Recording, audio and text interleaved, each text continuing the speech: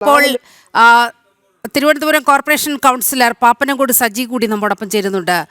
ശ്രീ സജി, ഈ ശിവൻകുട്ടി ഒരു അഭ്യർത്ഥന വോട്ടർമാർക്ക് മുന്നിൽ വെച്ചത് അങ്ങയുടെ ശ്രദ്ധയിൽപ്പെട്ട് കാണുമല്ലോ. സർക്കാരിൻ്റെ സംവിധാനങ്ങൾ ദുരുപയോഗം ചെയ്തുകൊണ്ട് സർക്കാരിൻ്റെ എംബ്ലം ഉപയോഗിച്ചുകൊണ്ടാണ് നേമത്തെ വോട്ടർമാരോട് വോട്ട് അഭ്യർത്ഥിക്കുന്നത്. എങ്ങനെയാണ് BJP ഈ വിഷയത്തെ കാണുന്നത്? നൽകുന്നുണ്ട്.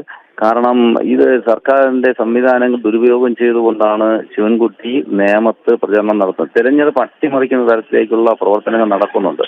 ഒന്നാമത് നമ്മുടെ ഈ നേമം നിയോജക മണ്ഡലത്തിലെ പോളിംഗ് ഓഫീസർമാരെ എല്ലാം നിയോഗിച്ചിരിക്കുന്നത് ശിവൻകുട്ടിയുടെ വകുപ്പ് തൊഴിൽ വകുപ്പിലുള്ള ഉദ്യോഗസ്ഥരാണ്. അത് തന്നെ ഒരു വലിയ ഒരു അട്ടിമറിയാണ്. നമ്മൾ നോക്കിയാൽ അത് മനസ്സിലാക്കാൻ സാധിക്കും. അങ്ങനെ ഒരു ഏകദേശം 140ഓളം ഉദ്യോഗസ്ഥർ, അതിൽ നിന്ന് ശിവൻകുട്ടിയുടെ കീഴിൽ പ്രവർത്തിക്കുന്ന ഉദ്യോഗസ്ഥരായിട്ടുള്ള ആൾക്കാരെയാണ് ഇവിടെ ഉപയോഗിച്ചിട്ടുള്ളത്. അങ്ങനെ എല്ലാ തരത്തിലും തെരഞ്ഞെടുപ്പ് അട്ടിമറിച്ച് ഇവിടെ ഒരു വിജയം ഉണ്ടാക്കാൻ ശ്രമിക്കുകയാണ്. പരാജയ ഭീതി കൊണ്ട് ചെയ്യുന്നതാണ്. പക്ഷേ അത് തെരഞ്ഞെടുപ്പ് ചട്ട ലംഘനങ്ങളാണ് ശിവൻകുട്ടി നിരന്തരം നടത്തിക്കൊണ്ടിരിക്കുന്നത്. ഇതിനെതിരെ ശക്തമായിട്ടുള്ള നിയമ നടപടികളുമായി BJP മുന്നോട്ട് പോകുന്നുണ്ട്.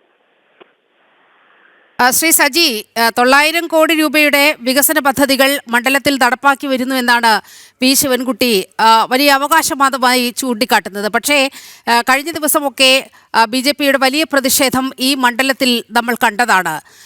ഒരു വികസനവും ഏർപ്പെടുത്താത്ത മണ്ഡലം. ഇവിടെ മന്ത്രിയായിരുന്നിട്ട് കൂടി ഈ മണ്ഡലത്തിലേക്ക് കാര്യമായ ഒരു സംഭാവനയും ശിവൻകുട്ടി ചെയ്തിട്ടില്ല. അപ്പോൾ സ്വാഭാവികമായും ഒരു പരാജയ ഭീതി, ഈ വികസന പ്രവർത്തനങ്ങൾ മുൻനിർത്തി മാത്രം വലിയൊരു പരാജയ ഭീതി ശിവൻകുട്ടിക്കുണ്ട്. അതുകൊണ്ടാണോ ഈ സർക്കാർ സംവിധാനങ്ങളെ ദുരുപയോഗം ചെയ്തുകൊണ്ടുള്ള ഈ ക്യാമ്പയിനിന്റെ പുറകിൽ? ഒരു കഴിഞ്ഞ ഈ നേമം നിയോജക മണ്ഡലത്തിൽ ശിവൻകുട്ടി MLA ആയി വന്നു. അദ്ദേഹം മന്ത്രിയായപ്പോൾ നേമത്തെ ജനങ്ങൾ ഒരു വലിയ പ്രതീക്ഷ ഉണ്ടായിരുന്നു. ഒരു മന്ത്രി നമ്മുടെ നിയോജക മണ്ഡലത്തിൽ നിന്ന് ഉണ്ടാകുന്നതുകൊണ്ട് വളരെ വലിയ വികസന പ്രവർത്തനങ്ങൾ നടക്കുമെന്നുള്ള പ്രതീക്ഷ ഉണ്ടായിരുന്നു. പക്ഷെ കഴിഞ്ഞ 5 വർഷവും ഈ ഒരു 2 മാസം കൊണ്ടാണ് ഇപ്പോൾ ശിവൻകുട്ടിയെ ജനങ്ങൾ കണ്ടു തുടങ്ങിയത്. ഈ കഴിഞ്ഞ 5 വർഷക്കാലവും അദ്ദേഹം ഈ നിയോജക മണ്ഡലത്തിൽ തിരിഞ്ഞു നോക്കിയിട്ടില്ല എന്നുള്ളതിന് ഉദാഹരണങ്ങളാണ് നമ്മൾ നേമം നിയോജക മണ്ഡലത്തിന്റെ വിവിധ പ്രദേശങ്ങൾ നമ്മൾ സഞ്ചരിച്ചാൽ നമുക്ക് മനസ്സിലാവും. ഒന്ന് ഇടയാർ പ്രദേശം നമ്മൾ നോക്കൂ.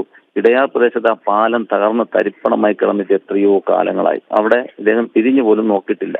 അതുപോലെ തന്നെ നേമത്തെ ഏറ്റവും വലിയ ഒരു പ്രശ്നമാണ് ഡ്രെയിനേജ് പ്രശ്നം ഉണ്ടായിരുന്നു. ഡ്രെയിനേജ് പ്രശ്നത്തിന് യാതൊരു നടപടിയും ശിവൻകുട്ടിയുടെ ഭാഗത്ത് നിന്ന് ഉണ്ടായിട്ടില്ല. അതുപോലെ തമലത്ത് നിന്ന് മുടവൻമോളിലേക്ക്, അതായത് പാപ്പനംകോട് നിന്ന് മുടവൻമോളിലേക്ക് പോകുന്ന പാലം തകർന്ന് തരിപ്പണമായി കിടന്നിട്ട് എത്രയോ കാലങ്ങളായി. കുടിവെള്ള പ്രശ്നം, ഇങ്ങനെ നിരവധി പ്രശ്നങ്ങൾ നേമ നിയോജക മണ്ഡലത്തിലുണ്ട്. ഈ പാപ്പനംകോട് തന്നെ നമ്മൾ നോക്കിയാൽ പാപ്പനംകോട് വിശ്വംഭര റോഡിന്റെ വികസനവുമായി ബന്ധപ്പെട്ടുകൊണ്ട് ആ പ്രദേശത്ത് നിരന്തരം ഫ്ലെക്സുകളും ബോർഡുകളും ഇത്ര കോടി രൂപ അനുവദിച്ചു എന്ന് വരുന്നതല്ലാതെ ഒരു വകയും നടന്നിട്ടില്ല. വെറും ഫ്ലെക്സിൽ കൂടിയുള്ള ഒരു കളിയാണ് ശിവൻകുട്ടി നടത്തിക്കൊണ്ടിരിക്കുന്നത്. നടക്കാത്ത കാര്യങ്ങളെ കുറിച്ച് ഫ്ലെക്സ് വയ്ക്കുക, അതിപ്പോൾ കഴിഞ്ഞ ഒരു 3-4 മാസം കൊണ്ട് നടക്കുന്ന ഒരു കാര്യമാണ്. എവിടെ പോയി നോക്കിയാലും ഇവിടെ ഇത്ര കോടി രൂപ അനുവദിച്ചു, ഇത്ര കോടി, പക്ഷെ അവിടെ ഒന്നുമില്ല. ഇതൊക്കെ വെറുതെ മനുഷ്യനെ വിഡ്ഢിയാക്കുന്ന ഒരു പ്രവർത്തനമാണ് നടക്കുന്നത്.